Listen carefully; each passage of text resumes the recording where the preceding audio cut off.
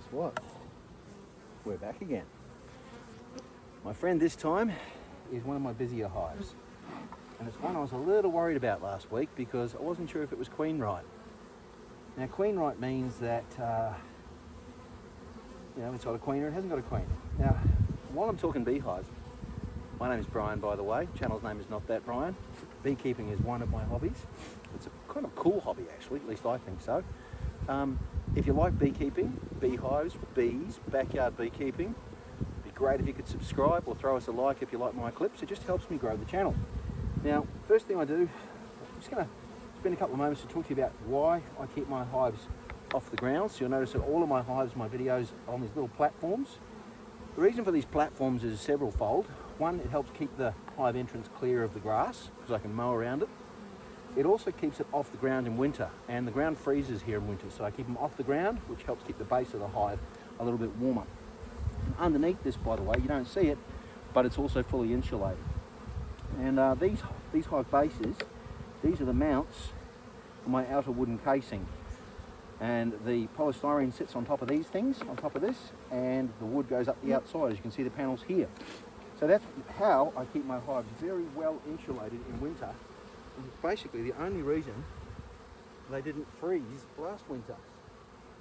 Because although you might think, oh, we're in Melbourne, it's a city in Australia, this part of Melbourne is actually above the snow line, so it gets pretty cold.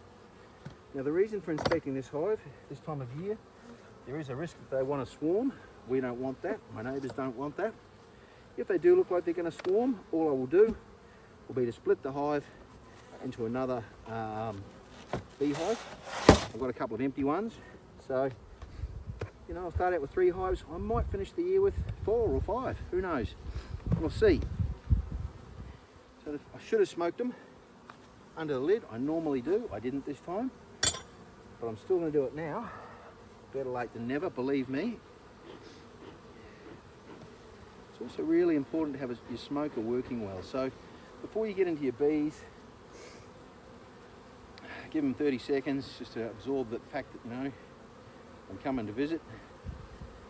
While I'm doing that, I'll just tidy this up. I didn't put a very clean seal on it last week, so they've started sealing it themselves, which is bloody clever of them. A little bit short-sighted of me for not making sure it was sealed properly. We haven't had cold weather, so it hasn't been too much of an issue, but normally I'd be pretty, I should be a bit annoyed with myself for doing that, because that's not okay. Give that a bit of a tidy up, and there we have it. Now, if you don't tidy up this kind of stuff, it's called burr comb. If you don't tidy up the burr comb, eventually you can have some problems getting your lid off. Second thing I do, just separate out the hives with the hive tool, and you'll notice there'll be a few bees will come and check me out. Now this hive I'm actually going to give it a full inspection. If you follow my other videos, there's one about every week, one for each hive. And you'll see the video from last week and you'll see what happened and what I saw. So yeah, should be good. And one thing I've just noticed, you're looking at me funny. Why is your head pointing to one side?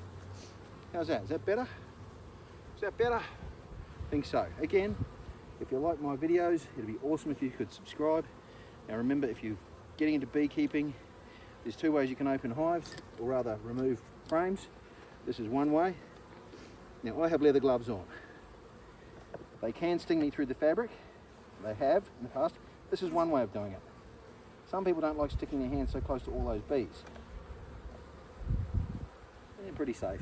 As long as you're wearing your protective gear and you smoke them up, you probably won't get stung. And if you do, well, getting stung by bees is an occupational hazard, a bit like getting run over by trains is probably an occupational hazard for train spotters. So, let's find out what's going on. Hive tool, my hands aren't in there, I've got way more control. And these girls, this is very light. It looks like they're just starting to put honey in some of these, but mostly they're just building up the comb. Very light, nothing in that one. It's always good to know. See, if you're a backyard beekeeper, this time of year, you really need to look at them every week, or at most every 10 days. Not just for swarm management, but to understand, what's the food supply doing in your area. This one, same again, building up comb. Doing a great job of it. Pardon my sniffles, the smoke will do that, but no honey in that frame. Okay. Notice you're starting to get a little bit more buzzy. You're getting your buzz on. This has got some weight in it. Don't know if you can see the glisten there. I'll bring it forward so you can have a better look. Don't know if you can see the glisten. That's got honey in it. And I haven't been feeding this hive, so that's pure forest honey. There's a reason for like gum. You know, some imported flowers, but a lot of forest flowers. So it's got a really delicious smoky flavour to it. Just going to give these girls a bit more of a smoke. Just because I don't like getting attacked. This is our 4th frame in. It's only a 7-frame hive. Starting to see them cap. So in that middle frame, see that we've got a bit of capping going on. And that's about half full maybe. A couple of kilos in it. Believe me, knowing the weights of things by picking them up and weighing them is a really useful superpower to have when you are a beekeeper. This one again, so we're about a little bit of capping going on there, about half full. They're clearly making honey. They're working on maybe 5 frames out of 7. Same here, we've got honey, it's about half full. Any capping? Not yet, no capping. You see how these bees, as opposed to the last one I looked at, see how they're all pretty much just head down, moving around a bit slowly. They're not zipping all over the place like a giant sewing machine. That's because these girls are honey bees and they're filling it up with honey. They're not building up honey.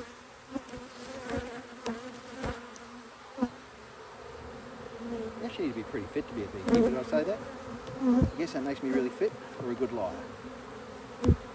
See, these girls are moving around a lot more quickly. They're building that up with honey. I'm absolutely getting attacked here. They are super annoyed with me now. See that? Okay. No more Mr. Nice Guy. Have some smoke. Get confused. And hopefully don't attack the beekeeper. Do another squirt. Because I'm going to have to look downstairs. And for those of you that don't know, smoke doesn't actually harm the bees very much. What it does is it confuses them. It makes them think the hive is being threatened by a fire. So instead of looking for a physical threat like me, they start looking for a fire threat. That's the theory anyway. All I know is they get a little bit less itchy and scratchy. And if you know who Itchy and Scratchy are,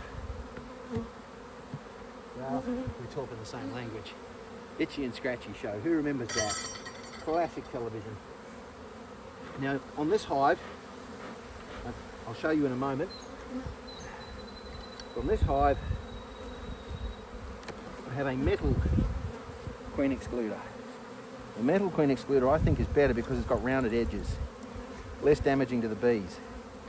And you see here, they've tried to cover it with stuff, bee stuff, probably to keep the core warmer in winter. They are so clever and so resourceful, it is not funny. And what I'm going to be looking for here, as always, is queen activity. You guessed it, separate the frames, just break any bonds they've made, which believe me they do every week. I don't know why, but they do every week. And look at these bees pouring out of here now. I guess they don't like the smoke. Can't really say I blame them. Yeah, I am being absolutely attacked. Even though I've smoked it, I am being attacked. No point panicking. Won't help anyone. So we've got food on this outer frame. We don't have any of the queen cup there. And that's just honey. As expected on the outer frame, it's usually just honey. If you've got brood going on in the outer frame, your bees are running out of space big time. This one very light. Again, I'm seeing a mix of honey. Yeah, mostly honey. Not seeing any brood yet, which is surprising. I would expect to see broods. That's honey and nectar, by the way. Nectar and pollen, rather. So they're making bee bread, keeping those stores handy. And this one I expect to see, and by the way, just so you can see it a bit better, some of these you'll see have got like a yellow tinge to them. See that one there? See the yellow? That's them putting pollen in there. Another yellow one there. They put pollen in there. That's what they make bee bread out of. They feed the bees, make a bit of raw jelly. The sugar's the energy. I guess the pollen's the protein. And pardon my sniffle, it's probably annoying you. Can't help it, it's the smoke. And we have brood. Brood galore. And in here we have what I thought I would find. We have 1, 2, 3, 4 queen cells, all ready to go. Now this is in less than a week. See that? Maybe I'll get out of the sun. Queen cell, queen cell, queen cell, queen cell, queen cell. Lots and lots of brood in here. So that's 4 queen cells, 5, 6, 7, 8 queen cells in this one frame. So we know that we have 8 queen cells in this one frame. I've never seen that before in a beehive. 8 queen cells. Wow. So this hive is absolutely getting ready to swarm. What am I going to do? And I'll tell you what I'm going to do in a moment. I don't want them to swarm. 8 queen cells there. But interestingly, no brood here. No brood whatsoever on this frame. So this frame, this hive had no brood last week, by the way. And what I did was I popped this frame in and it had brood in it, fresh brood, fresh eggs, all of that. I thought to myself, again, no brood. And we have a queen cell in here that's capped, but no brood and no brood. So what I thought would happen, and it seems to have happened, is that the bees would know that they didn't have a queen. They took the eggs that I planted in there last week from one of the other frames, and they've made a queen out of it. Aren't they clever? How clever is that? Now the problem with that, and again, same here, we don't have any brood. Got some old drone brood. Nope, we don't have much there either. No brood. So I can tell straight away this hive did not have a queen last week when I looked at it. For whatever reason, no queen. I've introduced a frame of eggs. This will just be honey. And we've got a few drones in here, which is good to see. Probably shouldn't tell you this, drones, but you're all about to get lucky next week because there's 8 queens ready to go. But what I'm going to do, because I know that in this hive there are 8 queen cells, and it's a shame that they're all on the one frame because I would like to split them. I can't leave 8 queen cells here or they will most definitely swarm. What will happen actually will be the first one that emerges will kill the others.